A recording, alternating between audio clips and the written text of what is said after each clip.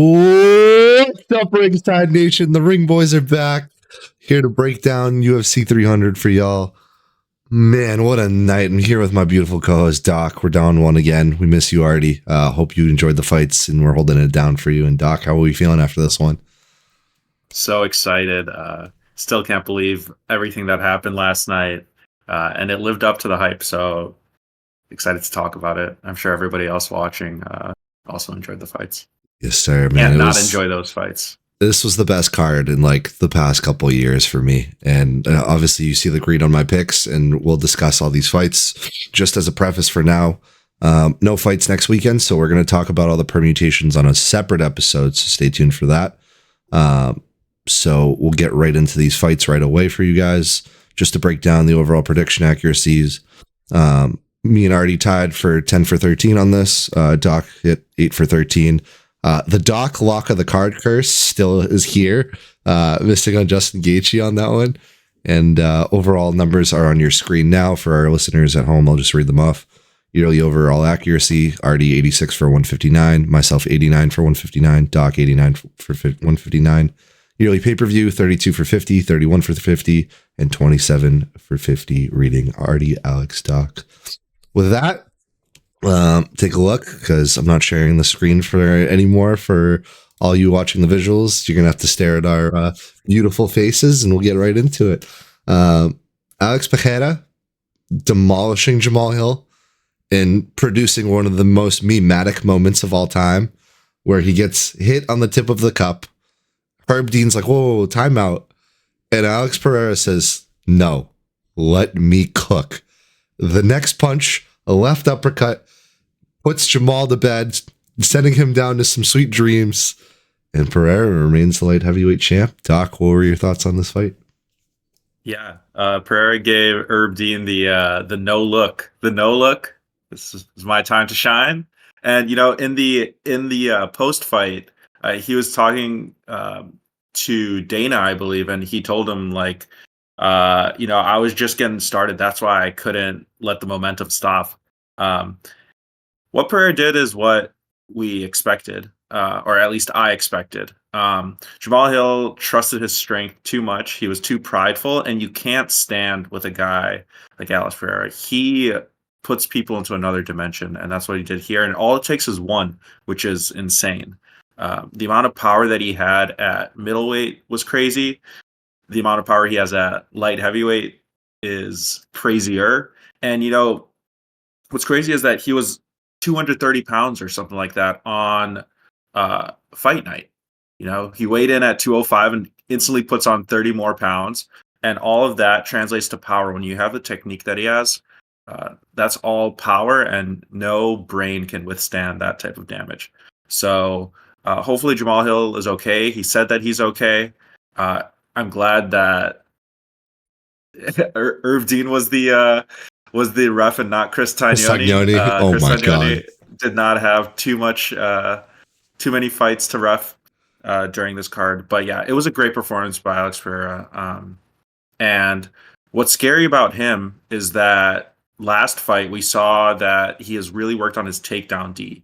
And if nobody can stand and strike with Alex Pereira, and you can't take him down, what do you do against an animal like Alex Pereira? So we'll see where he goes from here. But excellent way to cap off the card, and it ended up being a wonderful main event.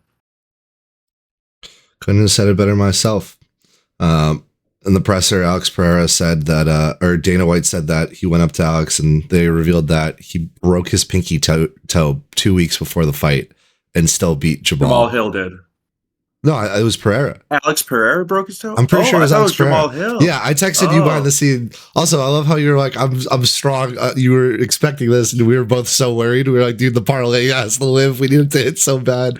And we both were profitable on this night. Yeah. Drake curse, man. It's something else. But after that Drake-is Duplessis hit, we're feeling good about the Drake curse now. But no, on a serious note, I think Alex Pereira rehydrating in his weight cut, he's finally found his division. He called out saying that he wants to fight in heavyweight. I'm obviously all for it. He's literally fighting at 235 already. We'll see what they'll try to get him to be at weight wise for that. But this man's just on the Glover Teixeira revenge tour. He's taking out Erie. He's taking out Jamal Hill. Like, well, who's next? John Jones. We'll have to talk about that on the episode. Tease that one out and get some hype for the boys and girls back home. But the thing that I noticed, and I don't know if you picked up on this, Doc, is when Jamal Hill walked in the ring, like if you watch the pre-show on like the weigh-in show, Jamal Hill was flexing his six-pack. He looked like he was in great shape. This guy looked like he just like left Buffalo Wild Wings and had a 12 like chicken piece tendy, and just he did not look like in the same shape walking into that octagon. And Boatan comes out, does his walkout with the arrow, and he catches it and breaks it over his knee. Man, he was just so cringe. Like the demeanor when he was face to face with Alex Pereira, he was just scared, and you could just tell he had the life sucked out of him when they were in the ring, and he could just not figure it out. Like he didn't even he didn't shoot for one takedown. He didn't even fake to see if he would react for it. He just let Pereira keep it at a distance. Pereira chipped away at him, and then just the coldest moment for a knockout in a title weight fight, in my opinion, in a while. Yeah, I mean, I will say the coldest moment is probably Israel Adesanya knocking out Alex Ferreira. Okay, well, don't do that right now. But you're saying that Jamal Hill looked scared, and I agree, but you can't blame him. I mean, Alex Ferreira standing across you in the ring, just stone cold, not blinking for minutes. Tap it out. I would leave the ring. I'm tapping out. I mean, nobody cannot be scared after seeing the highlights of this man knocking people out, and then he's standing across from you with nothing in between you two. There's no way you can't be scared. Excellent performance. Incredibly so. Oh man, Jamal. I'm gonna start calling him Jamal Cringe Dreams Hill instead, because all his taunting of Pereira before the fights, and then what he got dropped off at daycare. Man, that was really bad. And he came out to like the champ is here when he's not even the champ. Like, come on, man, come on. I think he was trying to get every advantage he could, but you can't get in this guy's head.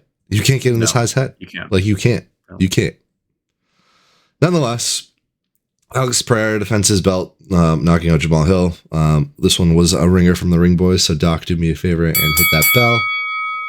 And then do me another favor and hit that bell again. This one was a sweat and a half at minus 500 for Zhang Weili to defeat Yan Xiaonan. I don't know what she was thinking, but she started off pretty decent.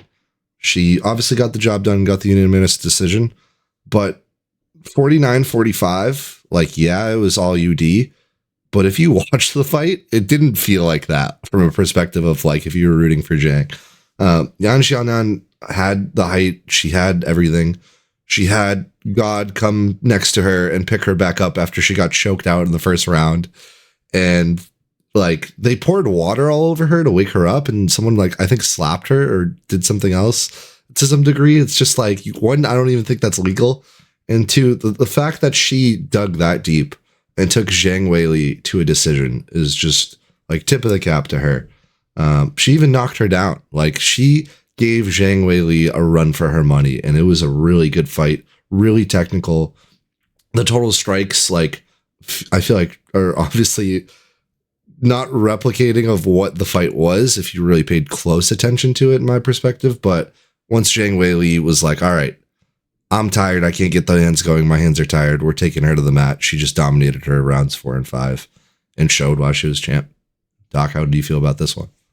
Yeah, this was such an exciting fight, and I messaged you in the middle of the fight that Zhang Weili is the most exciting female fighter. I think she has been through so many wars in the UFC, and you never know what to expect from her. She has knockout power. She has great grappling. What surprised me was Yan Xiaonan was able to take down Zhang Weili, and nobody expected that. Everybody knows that Yan Xiaonan is a great striker, but she showed the grappling. She was able to keep her there for a bit. At the end of that first round, yeah, it looked like Yan Xiaonan was choked unconscious. I will say, Zhang Weili held that choke at least a second in after the bell rang. So that could have also contributed to why they let Yan Xiaonan continue. Oh, that's good. She did not release the choke right away, Yeah. but yeah, that was she was submitted. Thankfully, they didn't end the fight then, because then we got to see round 3 A where the war. momentum was completely in Yan Yeah. Xiaonan's favor after getting 10-8'd in the second round. So you're right. Zhang Weili looked like her cardio was not there after she tried to put her out for the first 2 rounds. Her arms were so taxed. Uh, but yeah, I was on at the edge of my seat the entire time because it seemed like Yan Xiaonan had the knockout power. She knocked down Zhang Weili a few times, and we didn't know what to expect. On the ground, there was clearly an advantage for Zhang Weili. And I don't know where she goes from here, but people were saying that she was going to steamroll everybody in the division. I thought the same thing, but it didn't look like that here. And that just speaks to how the UFC is progressing. The level of talent is going up. And the last thing I'll say is that in the post-fight press conference, someone told Dana that in China, this fight got 30 billion hits. And I get it, China has over 1 billion people, but 30 billion hits, like this was the biggest thing going on in that country. You have a country of over 1 billion people. Imagine how many of them are inspired to try and start training and get into MMA, especially that since there have been events in China and there will be more events in China. There haven't been too many great male competitors outside of Song Yadong. So like there is just a mass market that is untapped, but will quickly start evolving. And that's just exciting for the future of the sport, in my opinion. 100% right. You're 100% right. You hit the nail on the head. This means everything for their country, for the reason they do it. Zhang Weili defending her title, Yan Xiaonan defending her name, in my opinion. And yeah, like it was incredible. It was well fought. Oh, last thing I want to bring up, because I thought it was a little silly of Yan Xiaonan's coaching camp.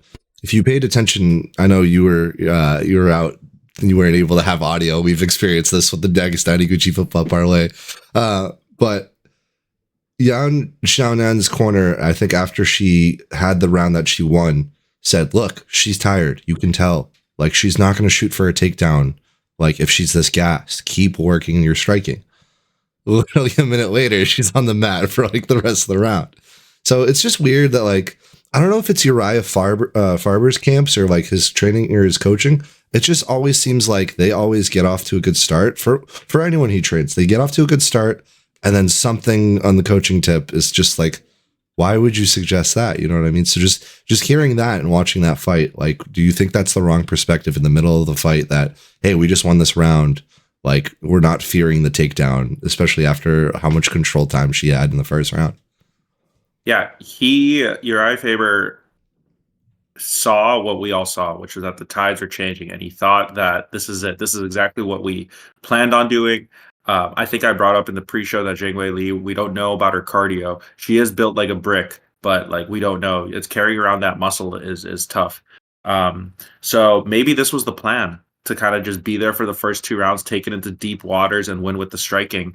But you are right that Uriah Faber, as a coach, unfortunately, his game plans just don't stack up to a bunch of the more elite coaches. You know, he is an elite coach, and he was an elite fighter for a really long time.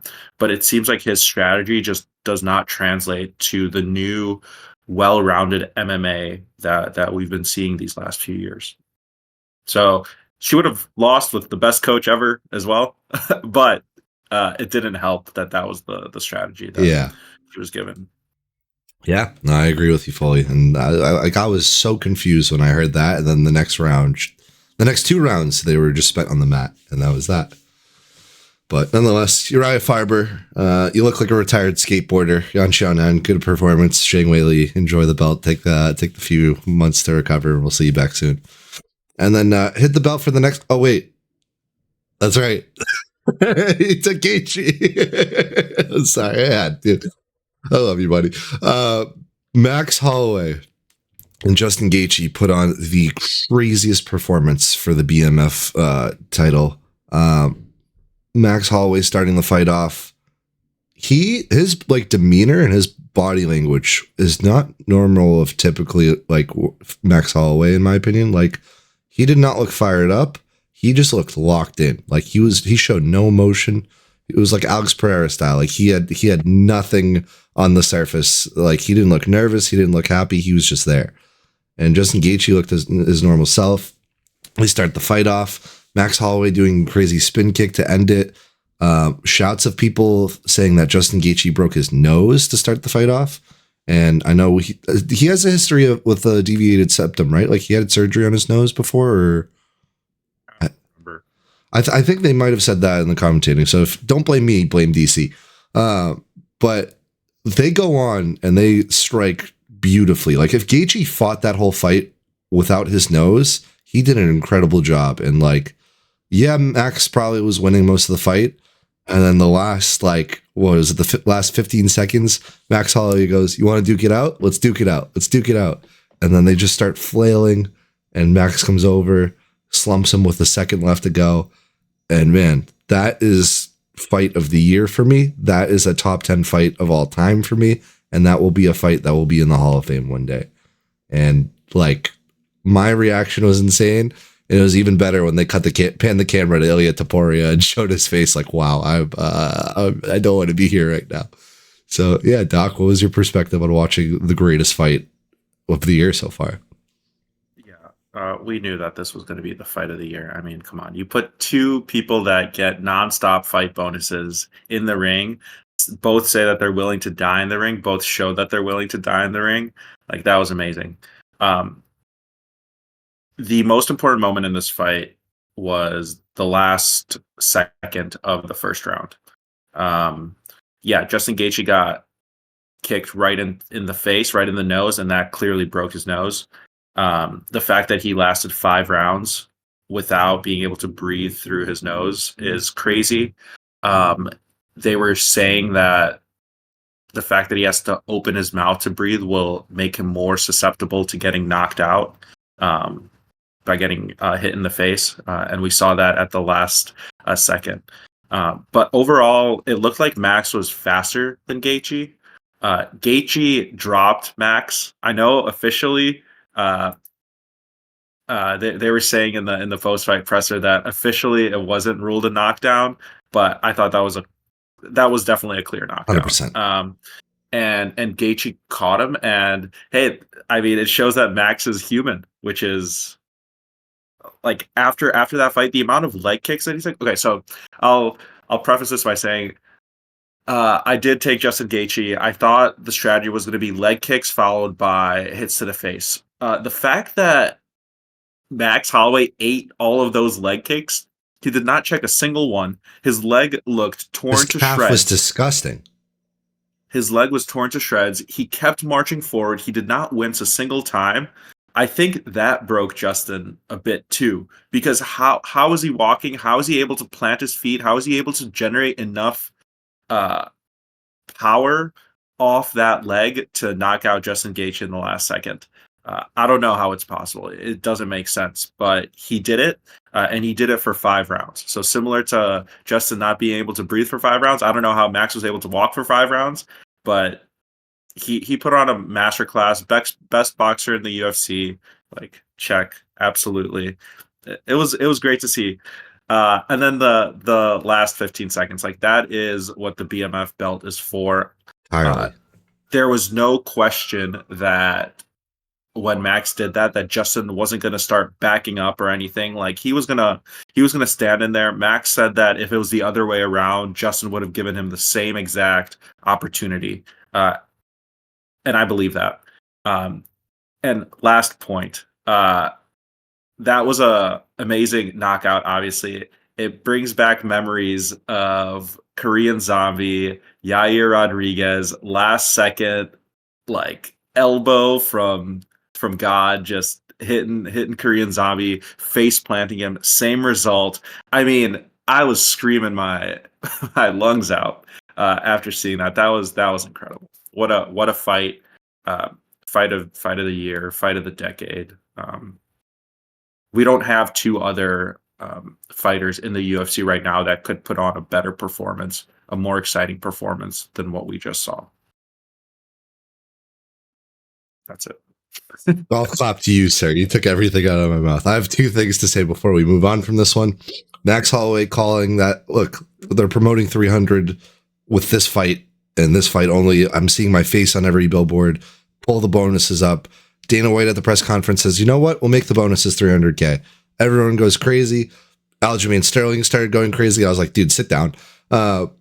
Max Holloway gets performance of the night and fight of the night. So he's going to get 600K just for this one fight. That's insane. That's insane. And it's worth every penny. Dana also said, like, it didn't look difficult at all for him. You were on your phone. It clearly shows. It was such a well-fought battle. But Max goes on to say, any weight, I'm a gladiator. Don't care. I'm him. Who is ever next? Sign the dotted line. Let's get it.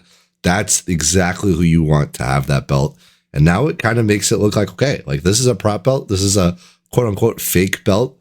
But now this has some meaning to it. Like this brings value to the BMF belt and who can dethrone Max Holloway. But yeah, the thing that made the difference maker for me, were you going to say something?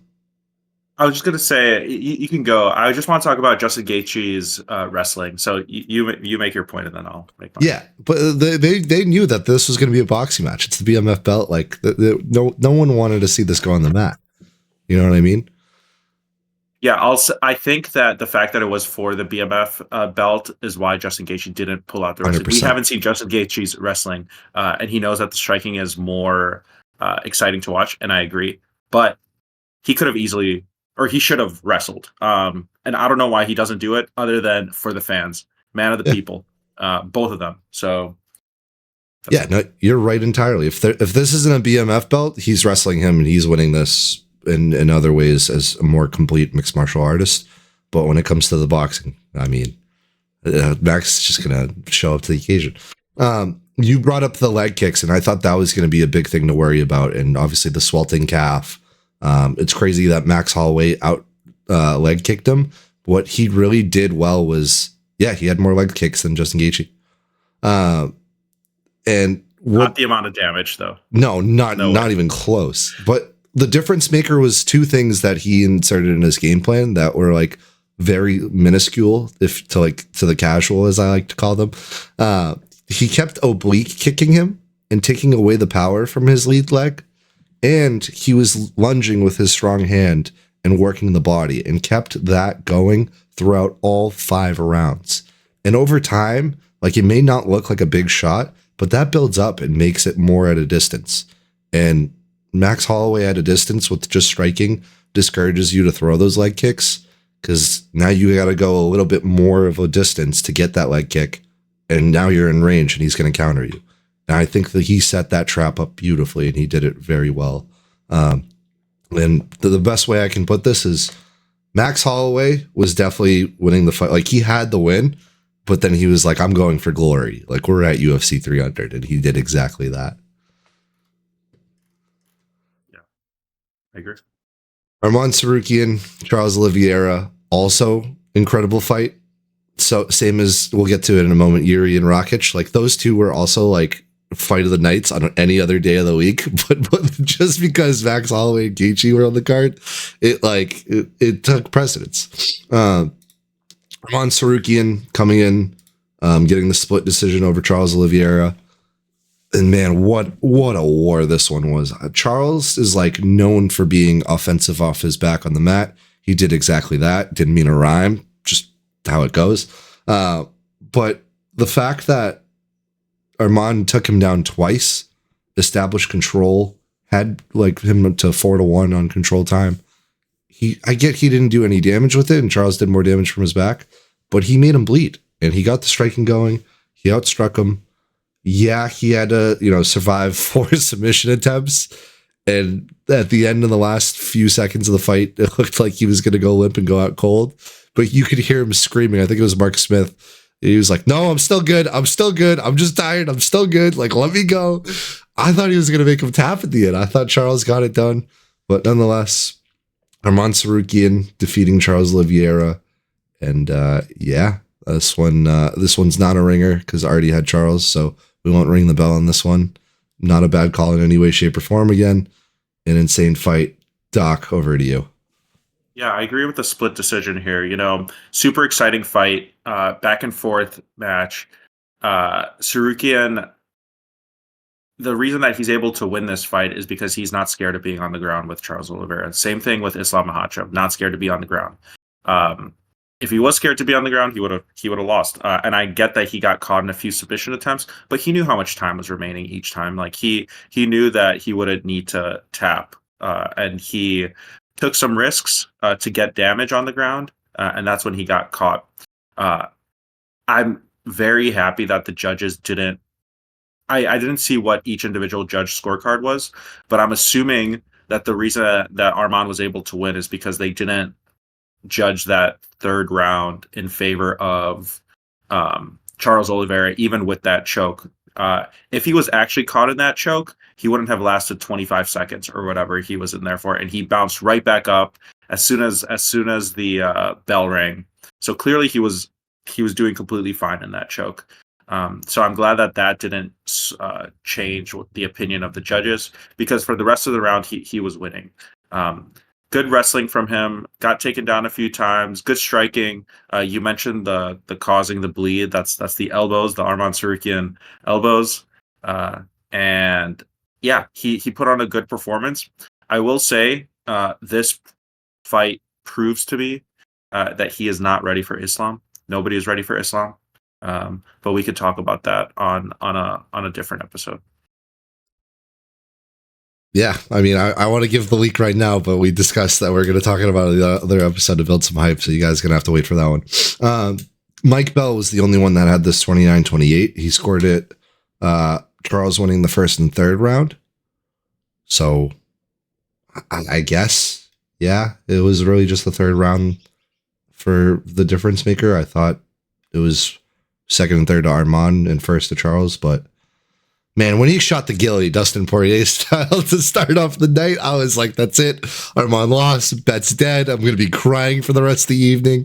I thought it was over. Like, there were so many opportunities that Charles Oliveira had Arman Sarukian ready to be murdered. And Arman said, hold my beer. I'm not going down like this. Like, he knows, like, brother, I just beat the number one guy. And now I'm next in line for Islam Makhachev. And I gave Islam Makhachev the hardest fight of his life. And now obviously he's a different fighter. I'm a different fighter. And he went out, he proved it, and he showed it. Yeah, that guillotine was close. And, I was worried. But that's just, it's a mix of stupidity and pride. But he was not going to tap. He was gonna go out cold rather than tap. He has too much to fight for. He's been working too long at this. So good for him. Again, not of one of the greatest Brazilian Jiu-Jitsu black belts we've ever seen in the UFC, and one of his best chokes as well. So good for him. Great fight. Not to go backwards, I also saw Junichiro Kamijo had Max and Justin 38-38, and he was the only guy who had 38-38. That's just wild to me. This one, we're going to literally just brush through. Bo Nickel, you did what you had to do. Ringer for the ring, boys. Do we even give Bo Nickel the bell? I think we have to, right? That's okay. 6-0. Good for him. For me, this was the second least exciting fight. I thought it was going to be the least exciting. I would say it's the second least exciting fight on this card. Good job, Bo Nickel. Faced a little bit of adversity.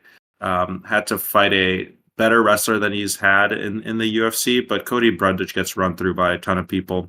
Good job getting the stoppage. If this would have gone to decision, that would have been very bad for his stock. But he's going to get tested soon enough.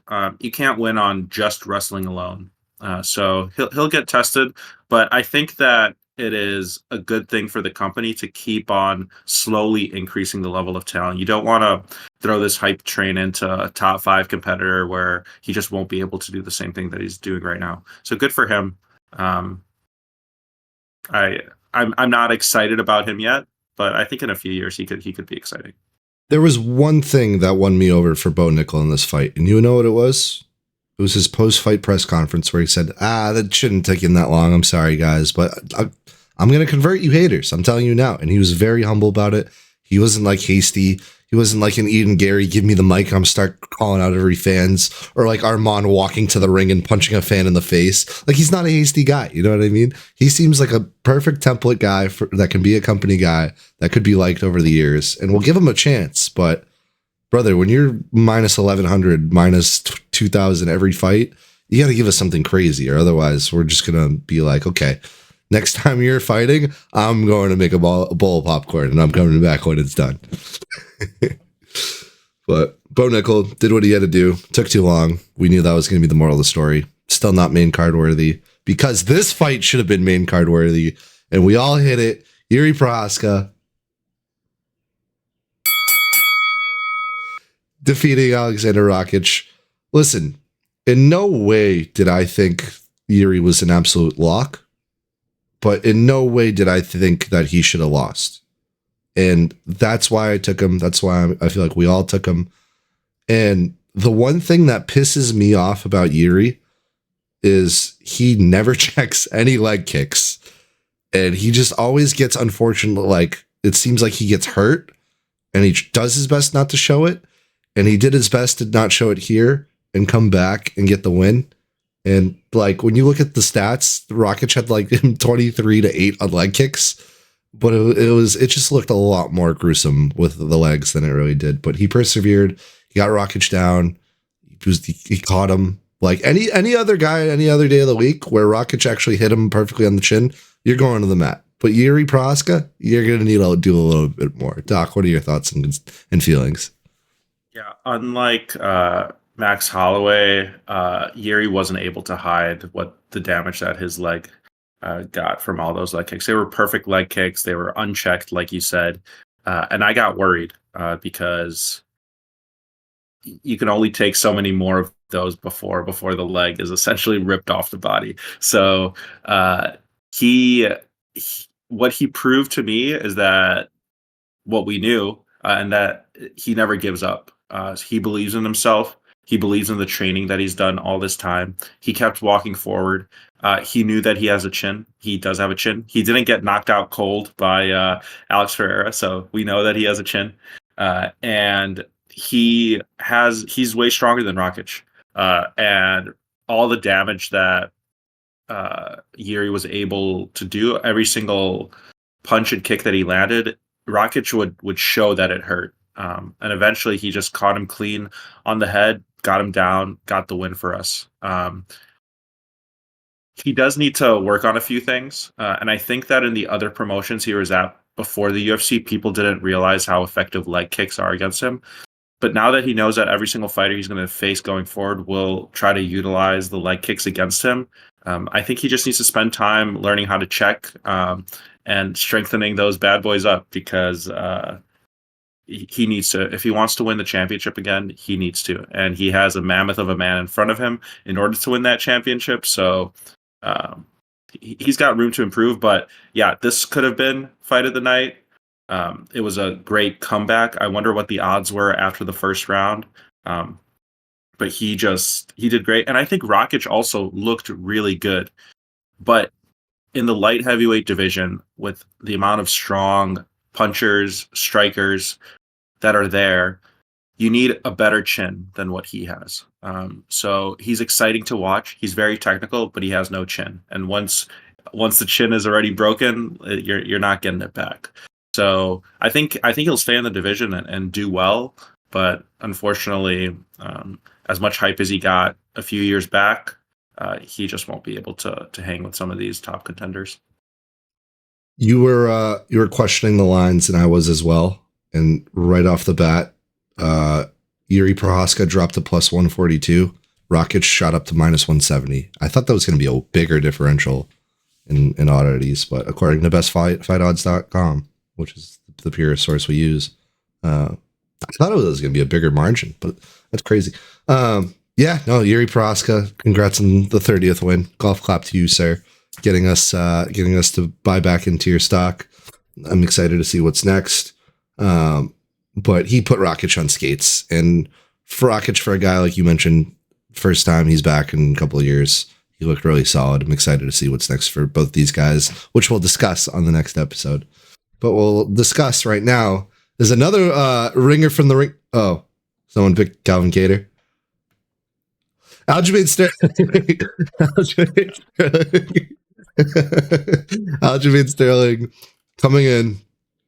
And I wouldn't, we discussed this before. We thought it was going to be it's either going to be a really good fight or a really bad one. And I think it was neither, kind of, sort of. It wasn't fun. It wasn't not fun. I don't know. It was a weird one. The one weird aspect of it for me, Calvin Kattar did nothing to generate offense. And obviously I can bring up the fact that he got literally Batista bombed and just wrestled to the mat. And Aljamain Sterling did nothing with the wrestling and did no damage and didn't do anything crazy enough to earn a $300K bonus, let alone a post-fight interview. Thank God I didn't want to hear him anyway.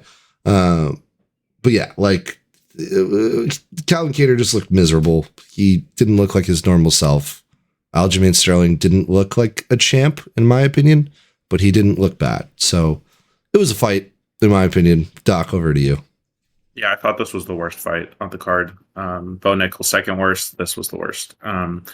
And it's not to say that what Aljamain Sterling did wasn't impressive. It was very impressive. I mean, he completely dominated Calvin Kattar. Calvin Kattar did not want to be in the ring. He was similar to a bunch of Khabib's opponents. You know, you're on the ground, can't get up. As soon as you get up, you get taken down.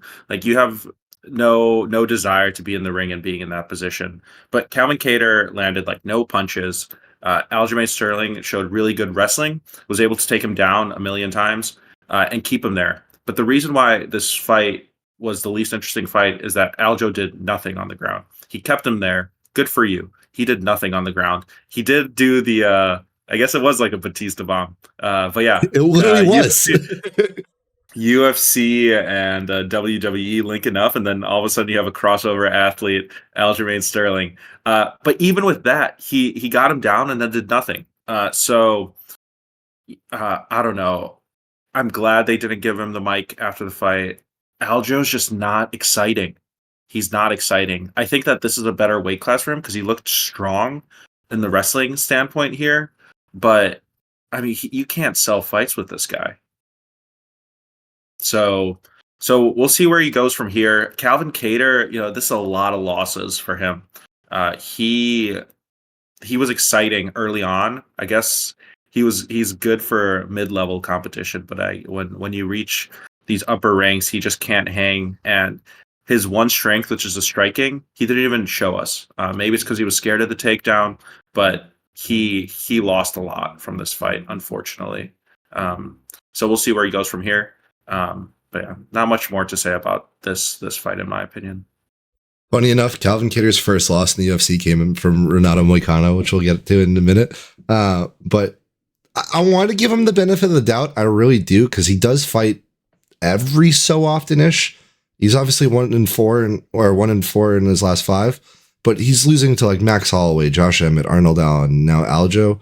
I get it, but the stat sheet has to not reflect the fight if that's what it is for you to remain in the UFC. I definitely don't think this is enough for him to get cut yet, but he's definitely on the brink. If we don't see fighter removed Calvin Kattar soon, and he's not making motion in the ocean, I don't know. It's not looking good for him. And I think this was a loss.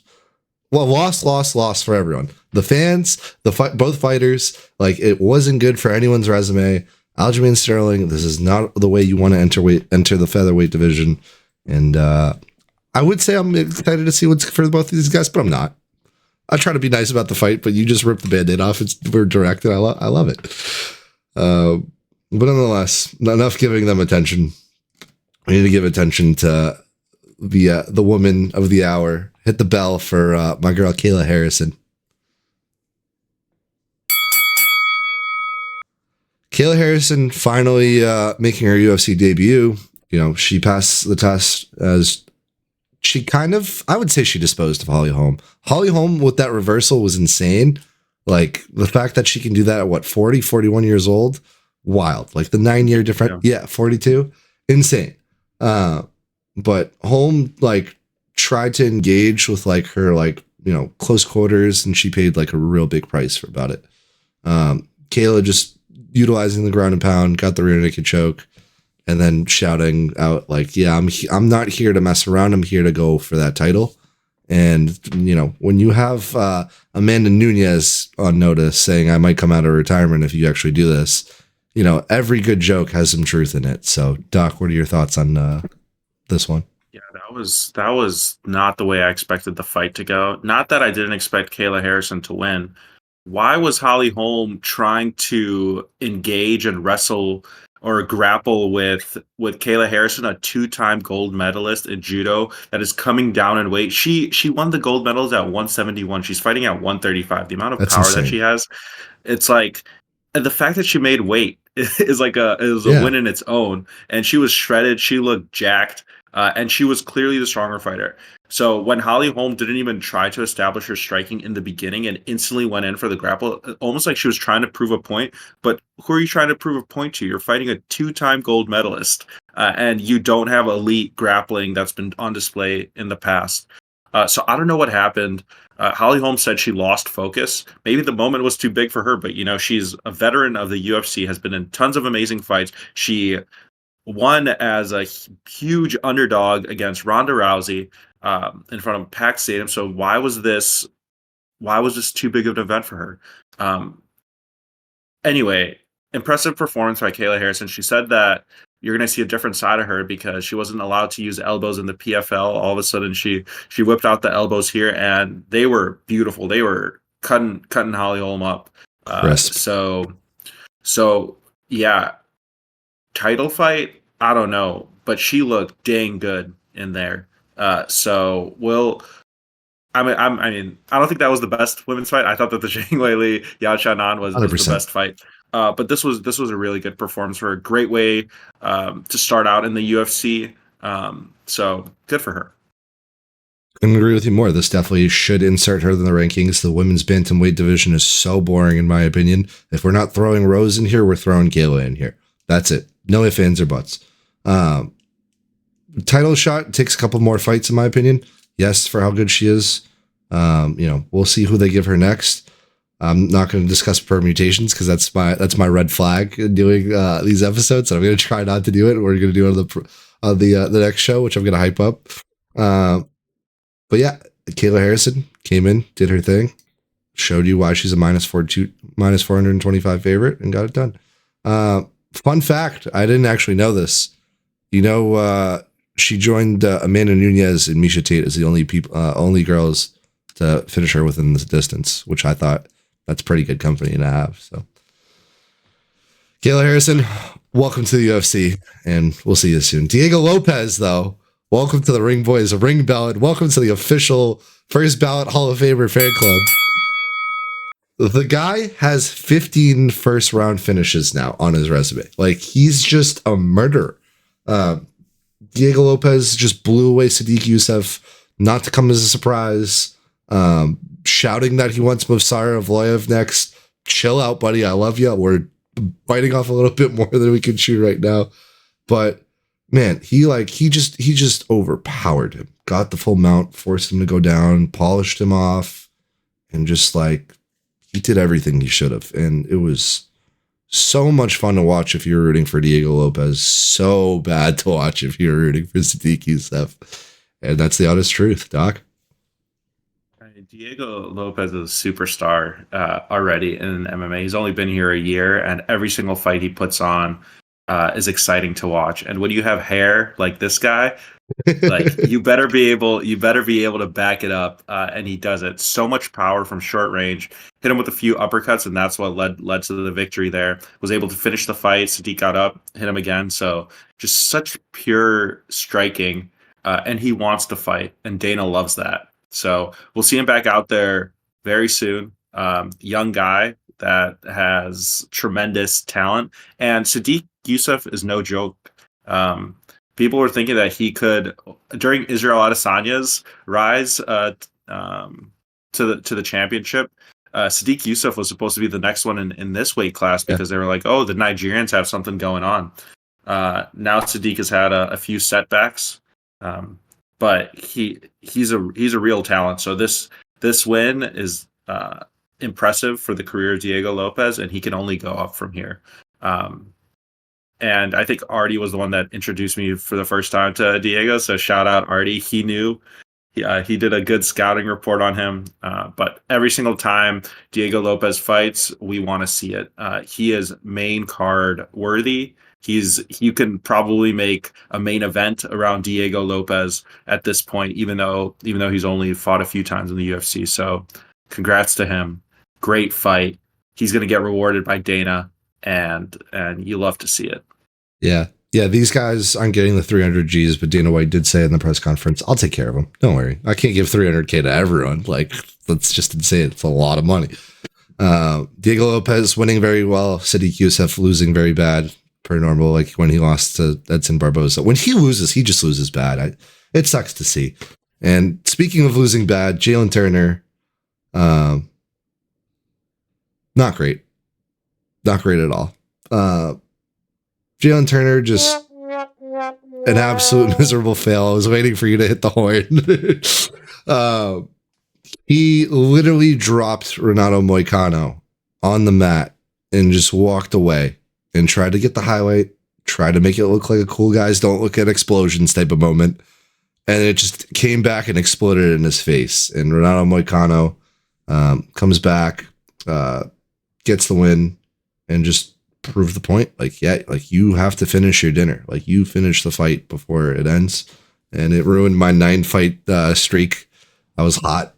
But yeah, it was just, it sucks to see. Cause like Jalen Turner, like was doing really well. And then Renato Moicano was like, oh no, you don't, come here and eat some elbows. And then that was that. Doc, what are your thoughts? Yeah, I mean, Jalen Turner should have finished that, especially on a big stage like UFC 300. Make sure you get the win first. So he did a bunch of damage to him, but you're not Sean O'Malley. You're not Mark Hunt. Like you're not doing these walk-offs. He when he knocked out Bobby Green, he went in and made sure that Bobby Green was done for. I don't know why he didn't do that here. But as a result, the world got more exposure to Renato Money Moicano, who is a beast on the mic. We were discussing this a bit, but McGregor brought out like the best mic game we've seen in combat sports, at least anything that I remember. And unfortunately, Ilya Topuria has tried to step into the same ring and say all this vulgar stuff. But, he doesn't have the draw that someone like Money Moicano does, because everybody knows exactly what's going to come out of his mouth each time. And, he only has a few words that he knows how to say in English, and he uses them in different combinations similar to Hamza Chimaev. So we got a wonderful performance on the mic. After the win, he shouted out his podcast. He told Joe Rogan that he's going to be on the podcast on Monday. If that's true, I'm watching. So good for him. Do I think Money Moicano is unstoppable in the ring? No. Like as soon as he gets somebody that can stop his takedowns, it's over. But he is still fun to watch. So good for him. Good for making the most out of that opportunity. And hey, he's fun to watch. Man, when he said, I love America, I love the Constitution, I love the First Amendment, and just went on that rant and then ended it with, I hate taxes. I was like, this guy just won everyone over. Like, go watch that interview. We'll get demonetized and we'll never be able to make anything, or we'll get struck on like all platforms if I read off that whole speech right now. But Ronald Moicano, congrats to you, sir. Well fought. Way to get back up there and prove us all wrong. And that was the guy I honestly wanted to prove us all wrong on. And I'm glad it was him. But yeah, Money Moicano 3 on the way. If you know, you know. And we'll have to wait and see if that comes true. As deep we are in the prelims, Jessica Andrade proving me wrong in defeating Marina Rodriguez.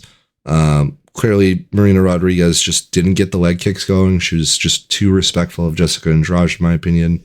Andrade capitalized on every opportunity and every mistake. and yeah, it's just like she just kept damaging Rodriguez's legs in a perfect way to counter the longer fighter. And it just showed like there were points that it did not seem like Marina wanted to be there, did not want the fight to keep going. And yeah, Jessica Andrade, after that horrible fight losing streak, is back, and we'll see how long she can retain her spot at the top of the ranks and see where she can go from here. Doc? This was a super close fight, and when they were reading the scorecards, I didn't know which way it was actually going to go. I thought that Andrade did enough, but Marina Rodriguez did a good job fighting on the outside. She was good at not getting taken down towards the end of the fight, because in the first round, she showed that she just like can't get up. But she has super crisp striking from the outside, and she was using it well. But she doesn't have the same power as Jessica Andrade. So whenever Jessica Andrade would hit her, she'd wear it on her face. We saw it at the end of round 2. We saw it at the end of round 3. So good win. Pretty technical fight. Not the most exciting, but it was still good. And the fact that this was on the early prelims, former champion, like that's crazy. That's crazy. Can't complain at all. You know what else is crazy? Guess how many leg kicks Andrade landed, and guess how many Marina landed. That's what was the difference. Marina maybe landed 1, and Jessica Andrade landed like 30. Jessica Andrade 40, Marina 3. Yeah. Like I thought it was going to be the other way around. I thought she was going to try to leg kick her, take her power away, try to just mitigate her, but no, she just. I agree it was a close fight and that, but like for watching it from the perspective of rooting for Marina, I had no faith that she did enough to win. What are you going to say? The commentators were saying that maybe Marina Rodriguez was just scared of the takedown if she did more leg kicks. That's a good point. Because the corner was telling her to get the leg kicks in, but maybe it is just because scared of the takedown, especially with what happened in round 1. Yeah. And round 1 was definitely the differential for the scorecards, in my opinion. Or yeah, it definitely was, right? Because round 1 was clear for Andrade, so it was a matter of round 2 and 3. Rodriguez was winning a lot of it, and then the last minute was all Andrade, almost knocking out Marina, and then round 3 again up in the air. Yeah, 2 was the one that was up in the air on the scorecards. 3 was unanimous, and so was 1. So that was the only difference of the scoring. So interesting to see. All right, dude, hit the horn again. We have to do this. I don't want to talk about this at all. Honestly. The famous fact, the commentator curse, Jim Miller has been on UFC 100, 200, and now 300, and he has come with a loss on 300. Bobby Green just doing Bobby Green-like things, being confusing, throwing him off, getting the hands going. I thought Jim Miller was going to work a few more kicks, or at least try to take him to the ground or get to the clinch, which is where I thought he would have the edge on Bobby Green. But Jim Miller just was too in the moment, maybe. Didn't look like the streak fighter he's been after beating Benitez. And Bobby Green just did his Bobby Green ordeal. Dazed him a bit.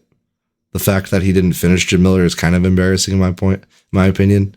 If you go look up how bloody Jim Miller was after he got hit with that left hook, man, it was rough. But yeah, Miller showed the durability, still a legend in our book, and a miss from the Ring Boys from us. Doc? Yeah, I think that if it wasn't Jim Miller and if it wasn't UFC 300, most refs would have called it at the end of that fight. Like that, I think that was enough for a TKO. And yeah, no real attempts at taking down Bobby Green. I wonder if it's because his hands are so low, so you're worried about like an uppercut coming the way. But the way Bobby Green fights, as unorthodox as it is, it's still beautiful to watch. Like, he has really, really nice striking. You don't know what he's going to do. He's trash talking in there, which I love to see, even if it's against a 40-year-old like Jim Miller. But looking back on selecting Jim Miller, maybe it was like an emotional decision to pick him, but Bobby Green's striking is just so nice that over time, I think we should have expected that Jim Miller wouldn't be able to take it. I will say, Jim Miller clearly rocked Bobby Green on multiple occasions. So there were chances. Yeah. And I was impressed by that. So I don't know where Jim Miller goes from here. I think Bobby Green, this was a really good performance for him. We were worried a bit about his chin after getting demolished by Jalen Turner, but it seems to be holding up just fine. So great, great guy for the company. Really fun to watch. And overall, bloodbath on the early prelims. Can't really expect anything more than that. And I think Bobby Green deserves a bonus for that. I think Jim Miller deserves a bonus for that, but I think Bobby Green also he really did a good job here. He stepped up to the occasion. Good for him. 186 to 57 on significant strikes against Jim Miller on UFC 300. That speaks volumes to that fight. You know what? The other aspect of this before we close out this one, I think it was Chris Lee gave Jim Miller 29-27, and then the others were like 30-25, 30-26 because there were 2 10-8 rounds potentially. 30-25, I think, was crazy. I was going to say, I felt like 29-26 was definitely the correct score, in my opinion. Maybe 29-27, but both rounds being 10-8 is a little too much. Maybe 29-27 makes more sense. Maybe, but I don't know. Jim Miller won that first round. Yeah, so, 100%. I would say Jim Miller won 10-9, and then Bobby Green 10-8 hit him in the second round, and then it was a 10-9. Yeah, and then 10-9 on the third round. So 29-27 in my books. But what do I know? I'm not a judge, and I'm not going to judge your pick on Cody Garbrandt losing to the instant figure. Man, me with the segues on this. Cody Garbrandt coming off that big win against Brian Kelleher, showing off the hand speed and showing why he deserves to be on UFC 300. I think he did pretty good until, he wasn't and got submitted. But man, to think if this went 3 rounds, I think Cody actually had a real chance from how he started this fight, kept himself composed, and they were both like just waiting for someone to throw the first strike, and then Figueiredo finally got his range and was like, all right, yeah, I'm not going any further with you here, pal, and took him down. Submitted him, started off the night right, and Doc? Yeah, I'm not upset with my pick. Cody Garbrandt won that first round, and he won it easily. So that was impressive. And, Deiveson Figueiredo had tremendous power in the flyweight division. He had a lot of power against Rob Font, and Cody Garbrandt just wasn't scared of it here. And that's why he was able to win that first round. And obviously he has a disadvantage on the ground against Deiveson Figueiredo, and that's where he lost. But he was doing some pretty good defense there. He was able to get out of the first attempt at the choke. And, he got caught when he was very close to getting out. So it was still a fun fight to watch. I think Cody Garbrandt really is on the up. He's had some really good performances recently. And I'm back to being on the hype train for Cody Garbrandt. I think that he did a really good performance here. Deiveson Figueiredo will be a problem for a lot of people in the bantamweight division. So overall, yes, I lost that pick, but I don't think it was an unreasonable pick, especially given how well Cody Garbrandt did in that first round. So that's all I have to say. It was a great start to the card. Cody Garbrandt, Deiveson Figueiredo to start off UFC 300 was fantastic. Yeah, that's a perfect entry fight and a perfect display of I got you, no, I got you, and it ended up going Figueiredo's way. Deiveson showing why he was obviously champ before, and I'm going to say it again. I'm just glad he's fighting someone not named Brandon Moreno. So yeah. That was your pay-per-view UFC 300 card. Shout out to you if you made it to the end of this video. Overall, I don't see how the year can get much better than this. Hopefully you get proved wrong again. UFC 300 an 11 out of 10 from an overall card perspective. I think this card was better than 299 in my opinion now. And it's just like Dana White said it best in the press conference, like, my job is to sell holy crap moments, and I love doing it. And he did not disappoint on this one. Doc, anything else to say before we sign off on here? Yeah, again, it's really hard to build a card with as much hype as UFC 300 and uh, exceed all expectations. And that's exactly what we saw. This was the best card that I've ever seen. I think this might be the best event of all time in the UFC. And people ask, like, where do you go from here? How do you make a better card than this?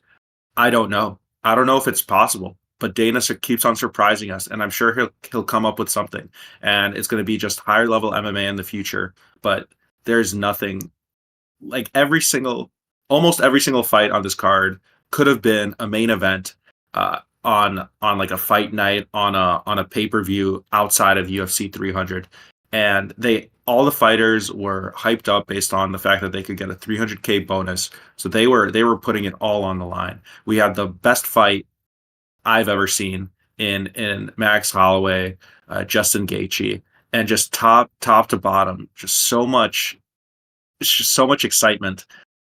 So yeah, UFC 299, UFC 300 have been just a blessing to watch. So I hope it continues from here.